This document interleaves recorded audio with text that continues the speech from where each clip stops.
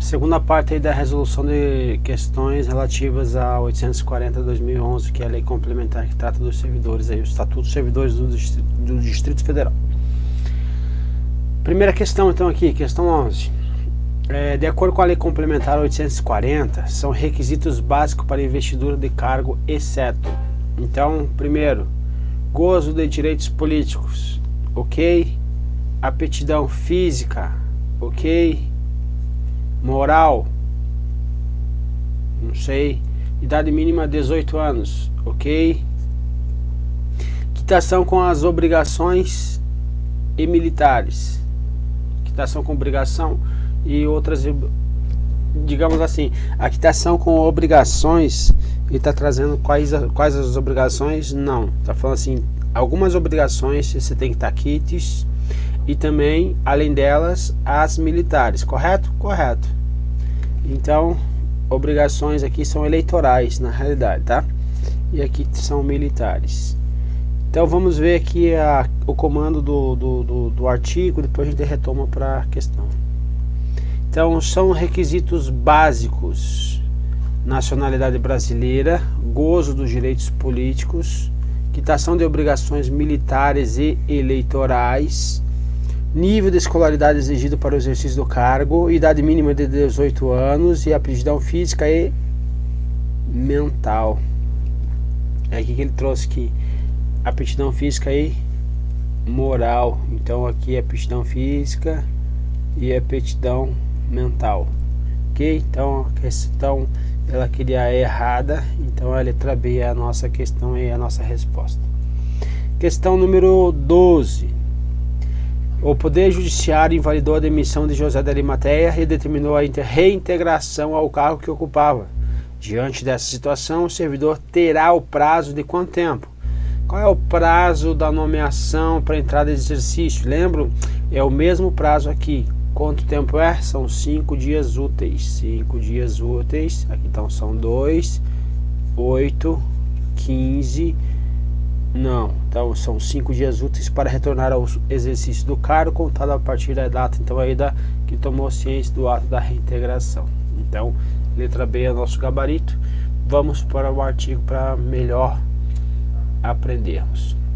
Artigo 36, parágrafo 3º vai dizer que é de 5 dias úteis. 5 dias úteis. O prazo para o servidor retornar ao exercício do cargo, contados da data em que tomou ciência do ato da reintegração. Então, 5 dias úteis é o prazo. Questão número 13. O servidor do Distrito Federal, enquanto não editada a lei específica, fez, a partir de 92, uma opção legislativa de aplicação do regime jurídico dos servidores públicos federais vigente até então, que é 8.612. Acerca das particularidades do regime estatutário atualmente aplicáveis aos servidores do Distrito Federal em consonância com a Constituição Federal, assinale a alternativa correta. Letra A. Estão albergados pelo referido regime os servidores de administração direta? Sim ou não? Sim. Autárquica? Sim ou não? Sim. Fundacional? Sim ou não? Sim. Paraestatal? Sim ou não? Não. Paraestatal não pertence à administração pública, então está incorreto. O prazo para tomar posse será de 30 dias, sim ou não? Sim. Ele pode ser prorrogado? Pode, em algumas situações, então ele pode sim ser prorrogado. Exemplo, licença médica. Contado do ato do provimento, salvo se o nomeado for servidor distrital efetivo, hipótese na qual o prazo começará a contar no término do impedimento. Tem nada a ver isso aqui também. Imagina, término do impedimento do quê? Que ele é servidor distrital efetivo. E se ele continuar por 20 anos servidor distrital efetivo, passou no outro concurso e não quer assumir? Então não teria sentido a administração ficar esperando ele. Então não tem essa prerrogativa não. Questão A, então, ele vai falar que é menos aí, então, artigo 1º, ele não vai estar contemplando aí a paraestatal, então a paraestatal não está aqui. Temos a administração direta, temos a autárquica, temos a fundacional e o dos órgãos relativamente autônomos do Distrito Federal. Letra B. Então o prazo de 30 dias é improrrogável? Não. Vamos ver aqui, artigo 17, ele vai falar a respeito da posse, deve ocorrer dentro do prazo de 30 dias. Então aqui em cima estaria 30 dias, estaria correto, contados a partir da publicação do ato de nomeação. E aí o parágrafo 2º vai dizer que o que? Pode ser prorrogado, por isso que a questão está inválida, porque eu posso prorrogar em alguns casos. Quais são os casos? Licença médica ou odontológica, licença maternidade ou paternidade e licença para o serviço militar. Pode ocorrer a posse ainda por meio de que? De uma procuração, ok? Por meio de procuração eu posso tomar posse também.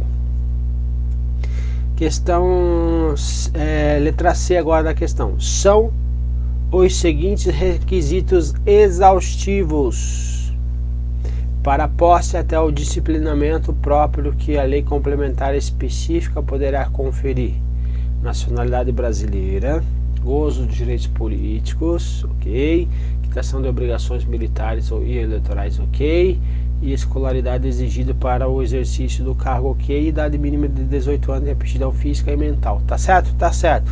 O que está errado?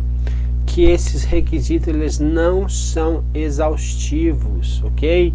Então a lei da carreira específica pode ampliar esses requisitos sem problema, certo? Desde que sejam o que? Esses requisitos têm uma afinidade aí com o desempenho das funções, das atividades relativas ao cargo pelo qual o candidato ele está se candidatando, aí está prestando o concurso, ok? Exemplo, aqui idade mínima de 18 anos e aptidão física e mental. Que mais? Nível de escolaridade exigido. Eu queria colocar um exemplo aqui para ficar mais fácil para a gente lembrar, mas ele tem um rol bem abrangente aí. Mas nível de escolaridade, idade mínima de 18 anos, aptidão física e mental. Pronto. Para ser, por exemplo, da carreira militar, perfeito? Carreira militar, mas aqui não é carreira militar, carreira policial, pronto. Na carreira policial tem lá o tamanho, às vezes tem o que? A estatura mínima. Então a estatura mínima para exercer as atividades policiais aí, ok? Então tem essa situação que eu posso ampliar. Estou trazendo só um exemplo, beleza? Para dizer que realmente eu posso ampliar esse rol aí. Continuando. É de 2 anos o prazo da aquisição da estabilidade o qual é contado como efetivo exercício nos termos da lei de regência. É de 2 anos ou é de 3 anos? 3 anos o prazo da aquisição da estabilidade. Não há vedação específica para que a posse seja mediante o instrumento público de mandato.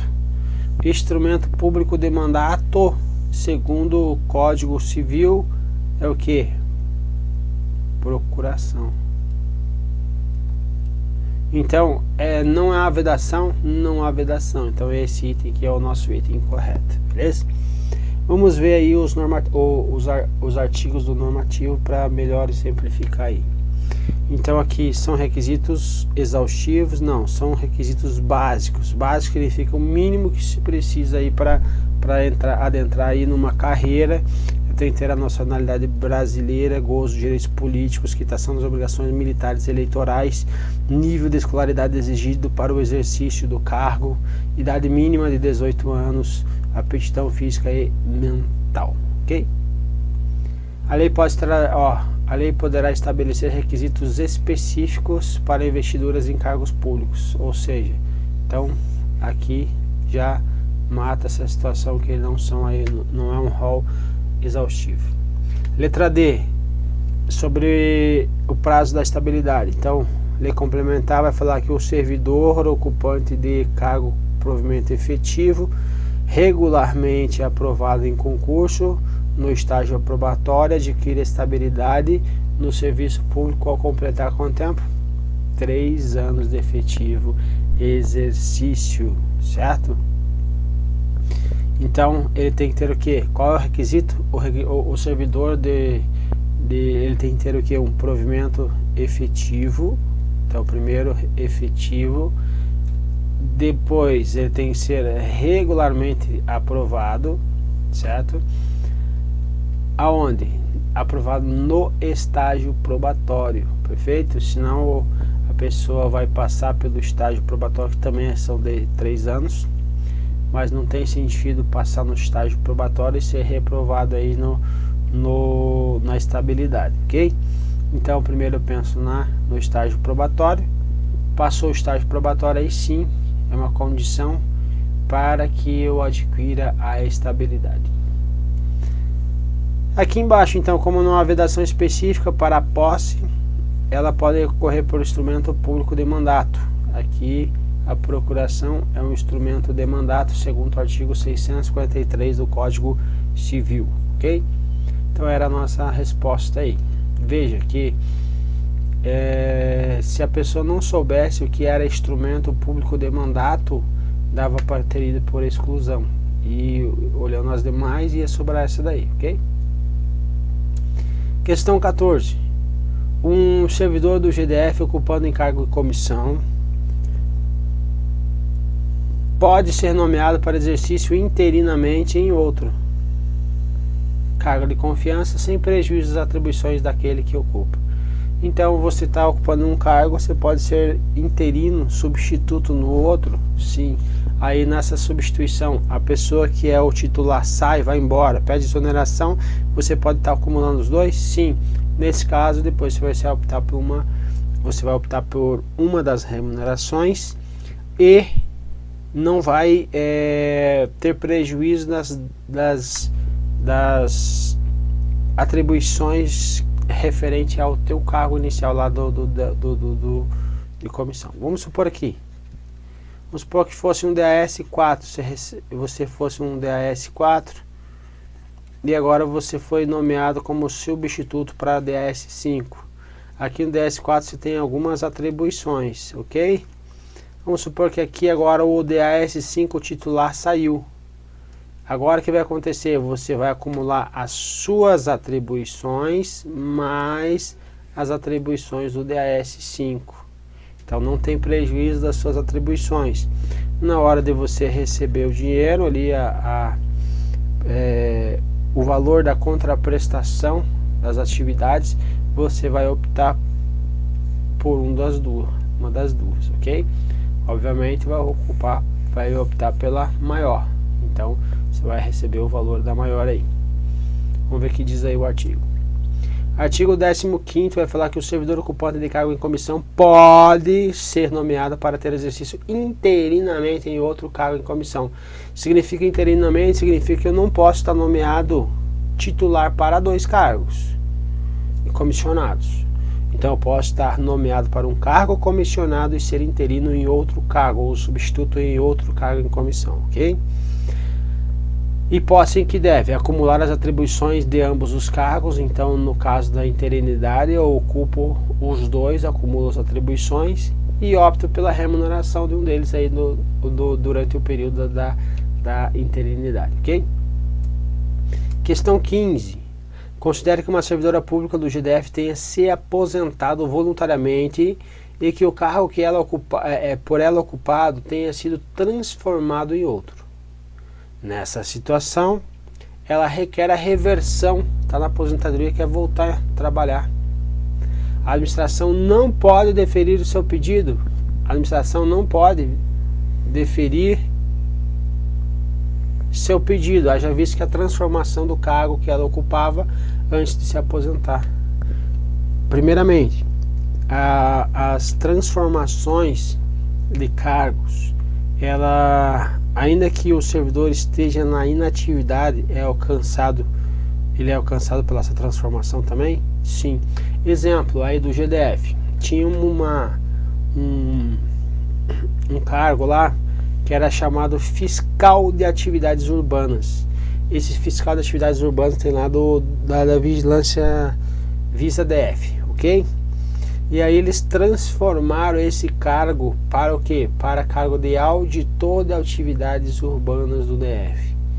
Minha pergunta é, a pessoa está aposentada, ela vai ter a mudança lá na nomenclatura, lá no provento dela quando chegar lá? Vai estar lá escrito lá, auditora de atividades urbanas. Então alcança também não só a nomenclatura, mas sim também os privilégios, os benefícios eventualmente estendidos para são estendidos para os inativos também, ok? Então aqui não pode deferir o pedido, está errado, porque pode sim deferir o pedido, não teria problema. Artigo 35. A reversão deve ser feita no mesmo cargo ou no cargo resultante da sua transformação. Cargo, caso ele esteja provido, essa pessoa vai ficar como excedente aí até a ocorrência da vaga, perfeito? Questão 16.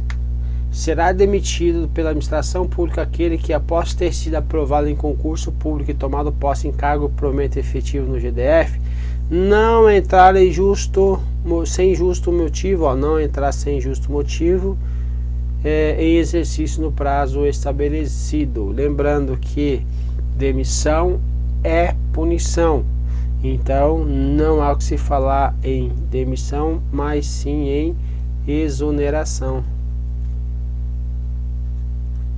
Ok?